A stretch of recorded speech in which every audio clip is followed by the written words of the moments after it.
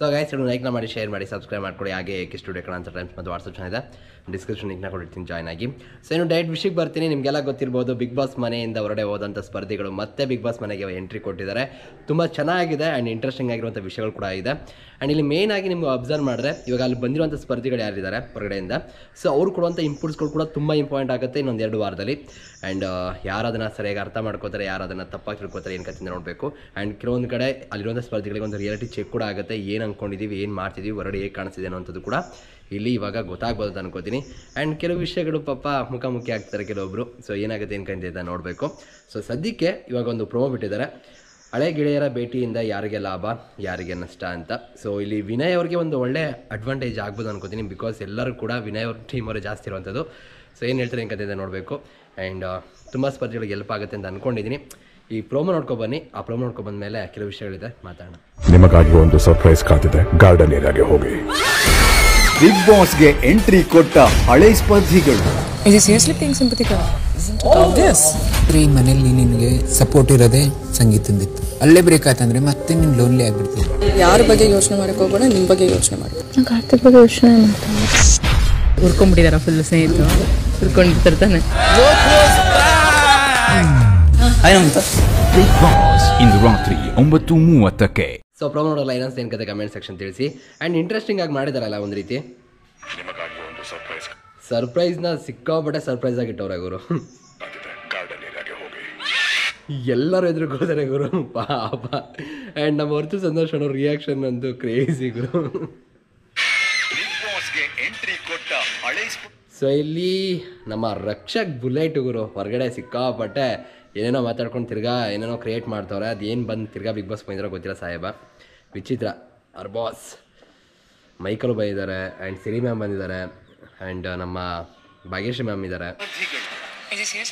So ಇಲ್ಲಿ ಪ್ರತಾಪ್ ಬಗ್ಗೆ ಮಾತಾಡ್ತಿರುವಂಥದ್ದು, ಸಾರಿ ಪ್ರತಾಪ್ ಅಂತಲ್ಲ, ಸಿಂಪತಿ ವಿಷಯದಲ್ಲಿ. ಅವನು ಪ್ರತಾಪ್ ನಿಜವಾಗ್ಲೂ ಸಿಂಪತಿ ಕಾರ್ಡ್ ಇಟ್ಕೊಂಡು ಆಡ್ತಿದ್ದಾನ ಅಂತ. ಆ್ಯಕ್ಚುಲಿ ನಾನು ವಿಡಿಯೋ ನೋಡಿದಾಗ ಏನು ಅಂದ್ಕೊಂಡಿದ್ದೆ, ಸಂಗೀತ ಅವ್ರಿಗೆ ಹೇಳ್ತಿರುವಂಥದ್ದು ಅಂತ ಅಂದ್ಕೊಂಡೆ.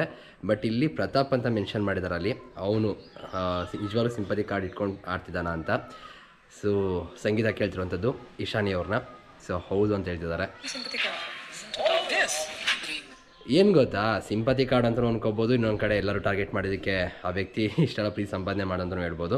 ಬಟ್ ಒಟ್ಟಿನಲ್ಲಿ ಪಾಸಿಟಿವ್ ಆಗಿದ್ದ ಡ್ರೋನ್ ಪ್ರತಾಪ್ಗೆ, ಅವ್ನ ವಿರುದ್ಧ ಯಾರು ಹೋದ್ರೂ ಅವ್ರಿಗೆ ನೆಗೆಟಿವ್ ಆಯಿತು. ನಿನಗೆ ಸಪೋರ್ಟ್ ಇರೋದೇ ಸಂಗೀತದಿತ್ತು. ಸೊ ಹೊರಗಡೆ ಜನಕ್ಕೆ ಹೇಗೆ ಕಾಣಿಸಿದೆ ಏನು ಕತೆ ಅದ್ರ ಬಗ್ಗೆ ಇಲ್ಲಿ ಹೇಳ್ತಿರುವಂಥದ್ದು ರೀತಿ ಕಾಣಿಸ್ತಿದೆ. ಜೊತೆಗೆ ಮೇಯ್ನಾಗಿ ನೀತು ಅವ್ರು ಹೇಳ್ತಿರುವಂಥದ್ದು ಡ್ರೋನ್ ಪ್ರತಾಪ್ ಅವ್ರಿಗೆ ಒಂದು ರೀತಿ ನಗು ಬರುತ್ತೆ ಕೆಲವು ಸಲ. ಓಕೆನಾ, ಏನಕ್ಕೆ ಅಂದರೆ ರೀಸೆಂಟ್ ಟೈಮಲ್ಲಿ ಟ್ರೋಲ್ಗಳು ನೋಡ್ತಾ ಇದ್ದೆ. ಅಂದರೆ ತಪ್ಪು ಅಂತ ಹೇಳೋಕ್ಕಾಗಲ್ಲ, ಬಟ್ ಸ್ಟಿಲ್ ಸಂಗೀತ ಫ್ಯಾನ್ಸ್ಗಳು ಡ್ರೋನ್ ಪ್ರತಾಪ್ ಫ್ಯಾನ್ಸ್ಗಳನ್ನ ಹಾಕೊಂಡಿರ್ಬೋದು, ಇಲ್ಲ ಇವರು ಅವ್ರನ್ನ ಹಾಕೊಂಡಿರ್ಬೋದು, ಅಂದರೆ ಇವರು ಡಿಸಿಷನ್ ತೊಗೊಂಡಾಗ. ಸೊ ಅದನ್ನೆಲ್ಲ ನೋಡಿದಾಗ ಇವ್ರ ಸ್ಪರ್ಧಿಗಳ ಬಗ್ಗೆ ನೆಗೆಟಿವ್ ಪೋಸ್ಟ್ಗಳು ಆಗ್ತಿರೋದು ನೀವು ಕೂಡ ನೋಡಿರ್ತೀರ. ಓಕೆನಾ, ಆನೆಸ್ಟಾಗಿ ಹೇಳ್ತೀನಿ, ನಿಮಗೆಲ್ಲ ಗೊತ್ತಿರ್ಬೋದು, ಮೊದಲಿಂದ ಇಲ್ಲಿವರೆಗೂ ಯಾರಾದರೂ ಡ್ರೋನ್ ಪ್ರತಾಪ್ ಜೊತೆ ಆ ವ್ಯಕ್ತಿಗೆ ಸಪೋರ್ಟ್ ಮಾಡ್ಕೊಂಡು ಬಂದಿದ್ದಾರೆ. ಎಲ್ಲರದ್ದು ಅಪ್ಸ್ ಆ್ಯಂಡ್ ಡೌನ್ಸ್ ಇದ್ದೇ ಇರುತ್ತೆ, ಸ್ವಲ್ಪ ಆ ಕಡೆ ಹೋಗೇ ಹೋಗುತ್ತೆ. ಓಕೆನಾ, ಕಾಮನ್. ಬಟ್ ಆದರೂ ಸಪೋರ್ಟ್ ಮಾಡ್ಕೊಂಡು ಬಂದಿರೋಂಥ ಏಕೈಕ ವ್ಯಕ್ತಿ ಅಂದರೆ ಅದು ಸಂಗೀತ ಒಬ್ಬರೇ, ಡ್ರೋನ್ ಪ್ರತಾಪ್ಗೆ. ನಾನು ಸಪೋರ್ಟ್ ಅಂದರೆ ಏನೋ ಅವ್ರನ್ನ ಫುಲ್ ಸೇವ್ ಮಾಡ್ಕೊಂಬಿಟ್ಟಿರೋ ಅಂತ ಹೇಳ್ತಿಲ್ಲ, ಆದರೆ ಅವ್ರ ಕೈಲಿ ಎಷ್ಟು ಸಾಧ್ಯನೋ ಅಷ್ಟು ಸಪೋರ್ಟಿವ್ ಆಗಿ ನಿಂತಿದ್ದಾರೆ. ಆ್ಯಂಡ್ ಡ್ರೋನ್ ಪ್ರತಾಪ್ ಅಷ್ಟೇ ಸಂಗೀತ ಅವ್ರ ವಿಷಯದಲ್ಲಿ ಸ್ವಲ್ಪ ಬೆಟರ್ ಇದ್ದಾರೆ ಎಲ್ಲರಿಗಿಂತ, ಬಿಕಾಸ್ ಅವರು ಕೂಡ ಅಷ್ಟು ಚೆನ್ನಾಗಿದ್ದಾರಲ್ಲ, ಅದಕ್ಕೆ ಅದನ್ನು ಅರ್ಥ ಮಾಡ್ಕೋಬೇಕು. ಬಟ್ ಇಲ್ಲಿ ಸಿಕ್ಕಾಪಟ್ಟೆ ಮಾತುಕತೆ ಆಗ್ತಾರೆ ಸೋಷಿಯಲ್ ಮೀಡಿಯಾ ನೋಡಿದಾಗ, ನಗು ಬರೋದಷ್ಟೇ. ಆ್ಯಂಡ್ ಒಂದು ಒಳ್ಳೆ ಸಜೆಷನ್ ಅಂತ ಅನ್ಕೋತೀನಿ ಈತವ್ರ ಕಡೆಯಿಂದ ಡ್ರೋನ್ ಪ್ರತಾಪ್ಗೆ. ಏನಕ್ಕೆ ಅಂದರೆ ರೀಸೆಂಟ್ಲಿ ಸ್ವಲ್ಪ ಡ್ರೋನ್ ಪ್ರತಾಪ್ ಅವರು ಡಿಸಿಷನ್ ಚೇಂಜಸ್ ಆಗ್ತಿದೆ. ಸೊ ಅದು ಕೂಡ ಎಫೆಕ್ಟ್ ಆಗ್ತಿದೆ. ಸೊ ಆಗಿರ್ಬೋದು.